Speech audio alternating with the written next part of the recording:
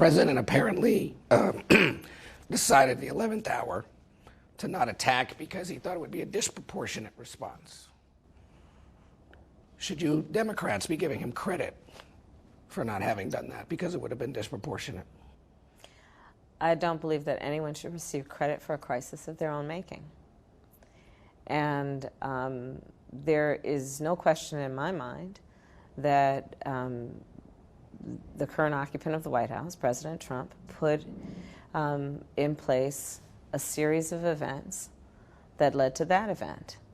And we should take seriously what people who've been doing this work for a long time have told us, which is that the president's actions have been erratic and irresponsible. How would President Harris fix the problem? Well, frankly, I believe that we need to get back into the Iran nuclear deal. I would strengthen it.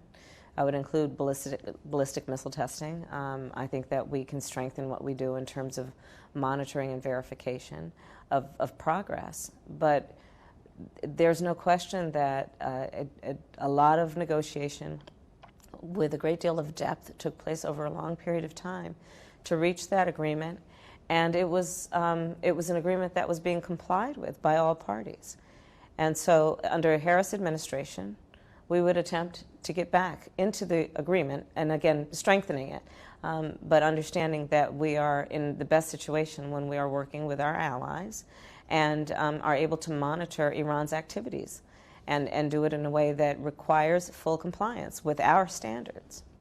You're on the Senate Intelligence Committee. Yes.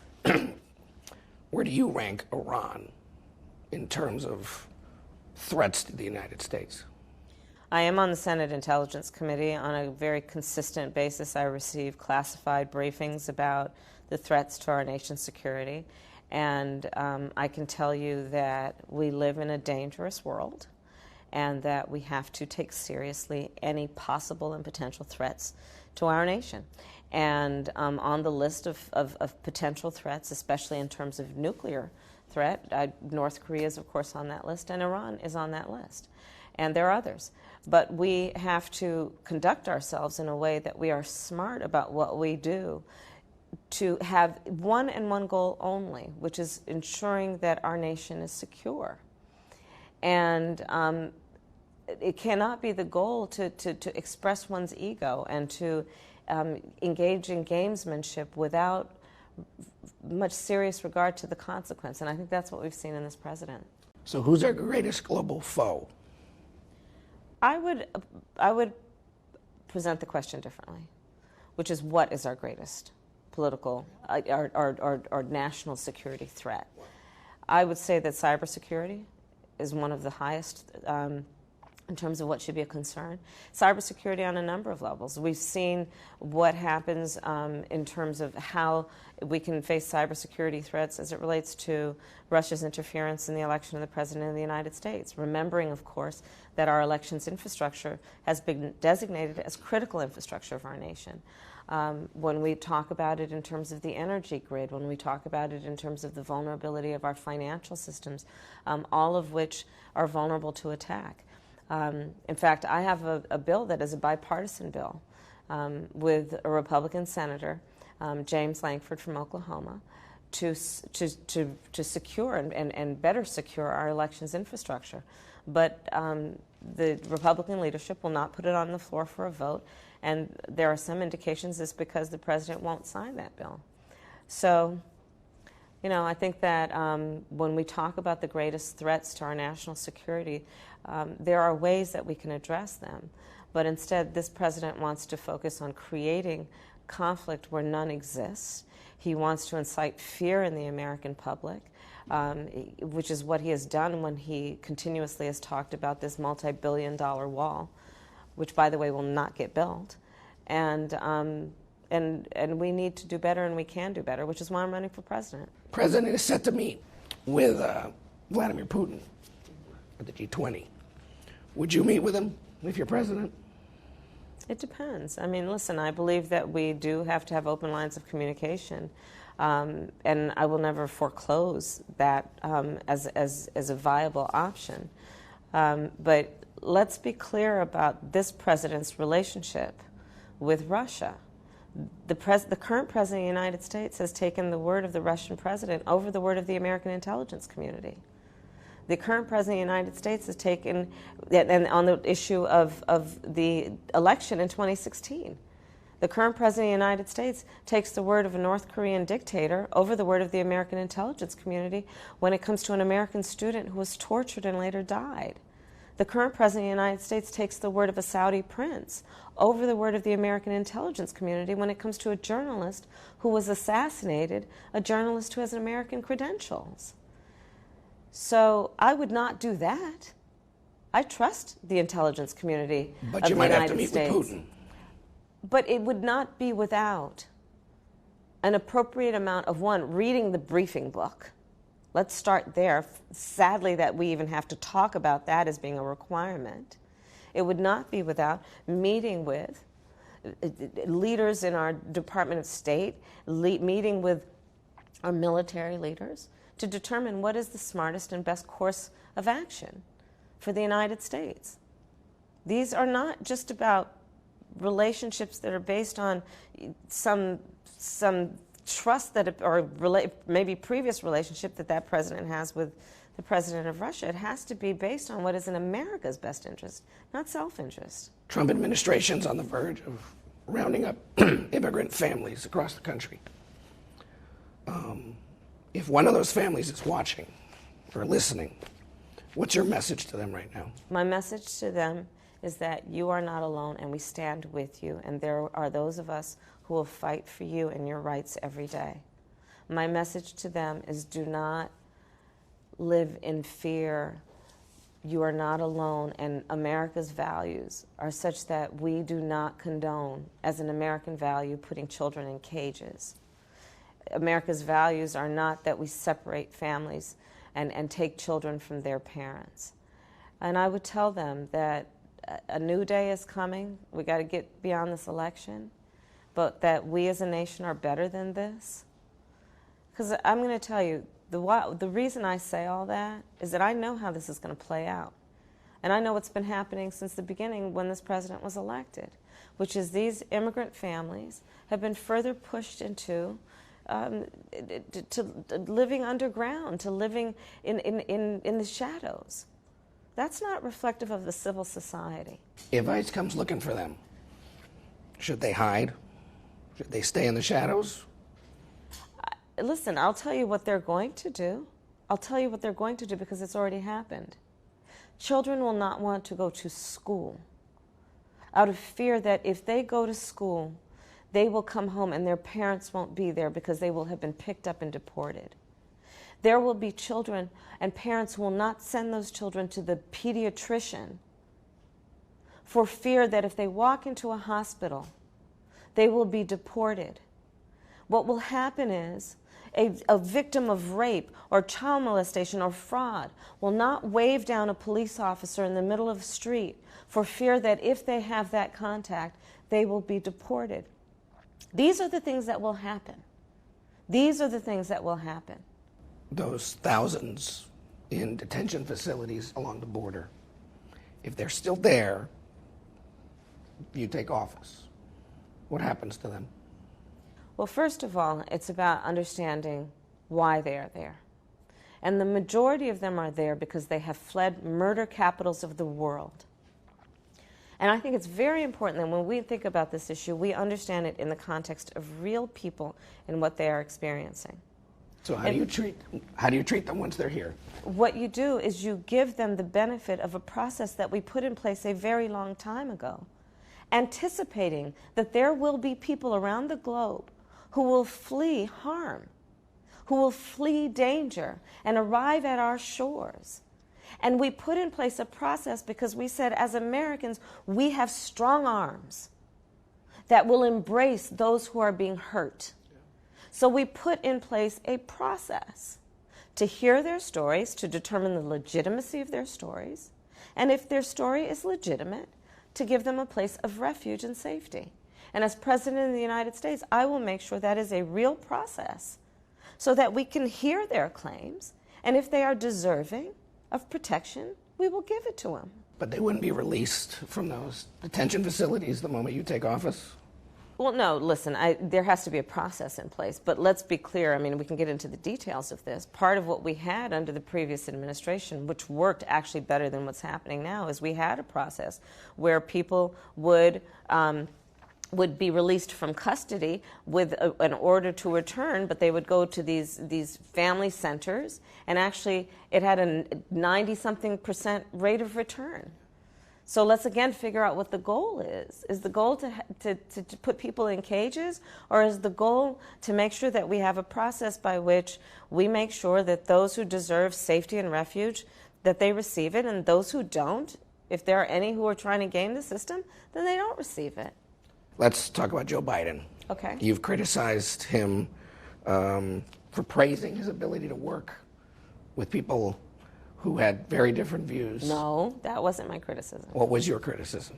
Because I applaud any effort to work across party lines around common goals and common interests. And in fact, I'm proud that two of my most significant legislative efforts and successes in the United States Senate are both bipartisan. So I believe it is very important, it is critical for the health and for the well-being of our nation that we find common ground and work toward that. What bothered you? Praising and coddling individuals who made it their life works and built their reputation off of segregation of the races in the United States. That's a problem. I would not be a member of the United States Senate if those men that he praised had their way. I wouldn't. And one of the things they did is, and he inferred this, is they might have called someone like him who was younger son. They might have called a black man boy. And that's been part of the issue for a lot of African Americans we've talked to here and across the country. Of course it is. Is that offensive to you? It is. We cannot be ignorant of the history of race in this country. And certainly anyone who is a leader should not be. That is a very loaded term, loaded with a history that includes extreme racism, violence, discrimination, prejudice, you name it, all of that. It's a very loaded term.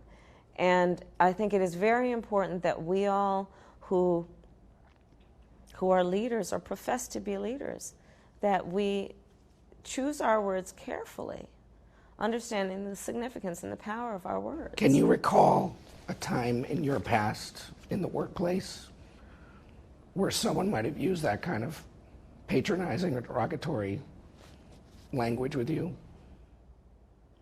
To call me boy? Well, not boy, but not boy. No, maybe something else. Not directly in the workplace. No, not directly.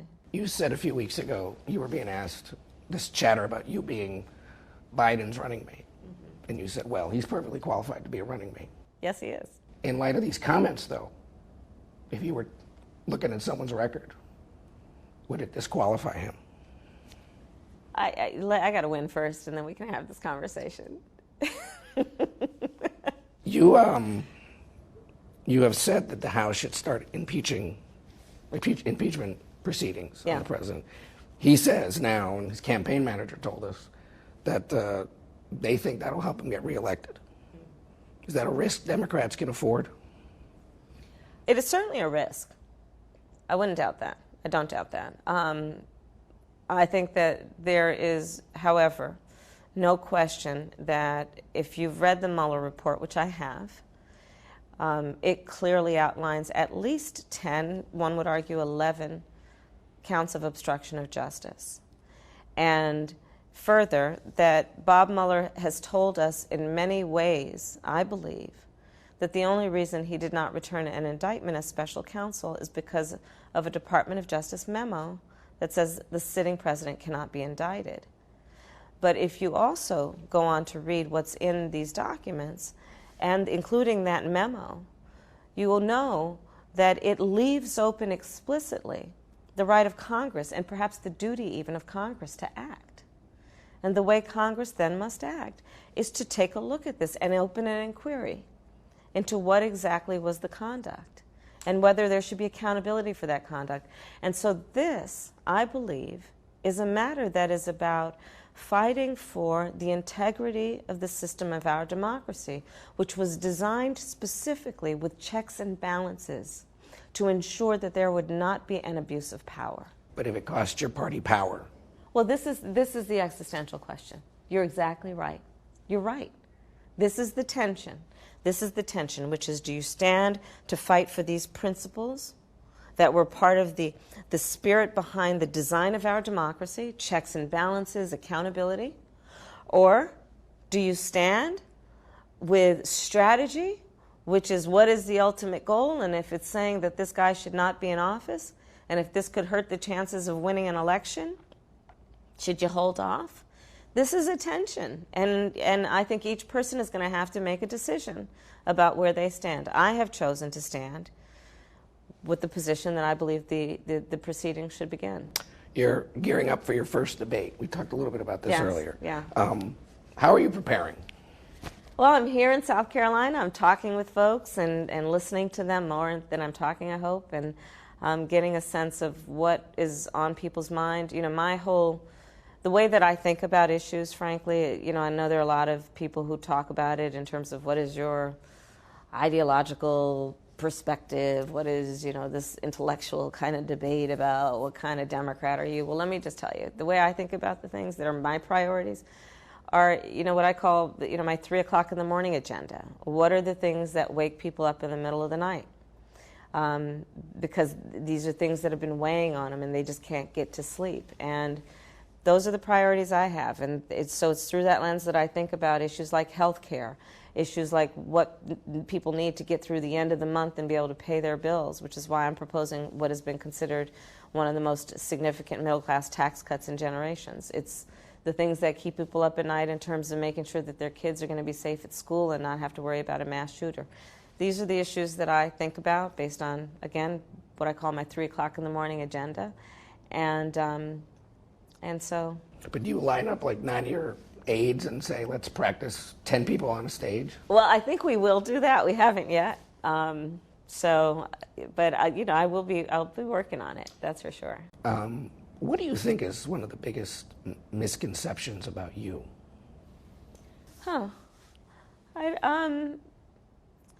I'll tell you who I believe myself to be and who I am. But there's got to be something you're hearing. Well, yeah, I mean, I think that people are curious about my background as a prosecutor. And I think also, though, that we're clearing the record on that. I'm a daughter of parents who were active in the civil rights movement. I experienced bias in terms of the criminal justice system growing up. It's not something I learned in school. It's not an intellectual point for me. And so when I made a decision to become a prosecutor, it was a very conscious decision. And it was a decision that I made believing that what needs to be reformed can also be done from the system and be done inside where the decisions are being made. And I also decided to become a prosecutor because, frankly, I feel a very strong sense of responsibility to protect people, and in particular protect the most vulnerable and voiceless. And so I'm proud of my record. I'm proud of starting one of the first reentry initiatives in the country focused on low-level drug offenders and getting them jobs and counseling and dismissing the charges against them so they could go on to live a productive life. I am also proud of my record of having successfully prosecuted predators, including rapists, including murderers, including the biggest banks of the United States around the foreclosure crisis, including taking on pharmaceutical companies. So I think that if there's any question of the reason that I do what I do, probably one of my strongest instincts and reasons for doing a lot of what I've done in my life has been to protect people. You take your prosecutorial record against the push in your party for criminal justice reform. Mm-hmm. There's a lot of concern among, especially more liberal and younger parts of the party. You may not be the best person to do that, given that you were implementing those tough on crime initiatives as a prosecutor. Can they trust you to do that? Well, here's the thing. When I became a prosecutor and when I was elected district attorney and also attorney general of California, I implemented some of the most significant reforms to date during those years that had been implemented. like I said, I created one of the first reentry initiatives that became a model. It was designated as a model in the United States for what law enforcement should do to be, as I call it, smart on crime. I was the first in the nation leading the State Department of Justice in California, which, by the way, is the second largest Department of Justice in the United States, to require my agents to wear body cameras. I created, as Attorney General, the first in the nation implicit bias and procedural justice training for law enforcement, knowing that that had to be addressed, which is the implicit bias that exists in law enforcement and the potentially lethal outcomes that occur from that. So the concerns are overblown? The concerns are overblown, yes, no question. As we wrap up, Yes. You talked about 3 a.m., but let's talk about you for a second. You're lying in bed at night, going to bed. Yeah. What keeps you up? What keeps me up is, I'll tell you, what keeps me up are issues like these kids in cages. What keeps me up is knowing that we could be on the potential of going to war because of the ego of the current president of the United States. What keeps me up is knowing that I've met with farmers in Iowa who've got soybeans rotting in bins because of a trade policy that has not been about protecting working people in America, but again has been about trade policy by tweet. These are the things that keep me up at night. What keeps me up at night is that the women of our nation, as it relates to their access to reproductive health care, that is under attack, and that poor women in America may be precluded from having access to the health care they need because they don't have money to travel to another state that recognizes the dignity of women and the right that they have to make decisions about their own bodies. These are the things that keep me up at night. You want to keep going? I could keep going. You sure? What else you got? What else is over there on that list, Ed? Your voice is getting better. It is. See, that's the thing. You could redo the whole thing. How long have you wanted to be president? A year and something. When was the moment that you said, I gotta do this? I think I'll tell you, it was actually presented to me as something I should seriously consider, and it was after the election in 2016. By who? I'm not telling you. Somebody But important. many people, Yeah. many people, yeah. Yeah, but many people. So the moment you get to Washington, you're already thinking about... No, I wasn't, because I actually dismissed it as, it wasn't, I mean, it has not been my life's aim.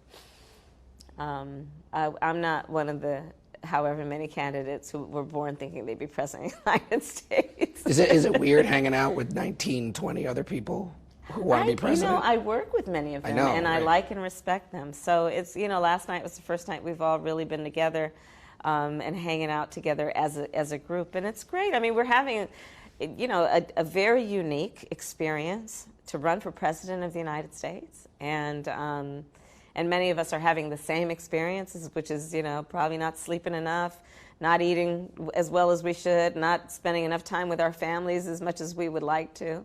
So there is a shared, I think, bond in terms of the experience we're having. To get awkward in there, backstage? It didn't feel awkward. It didn't feel awkward. No.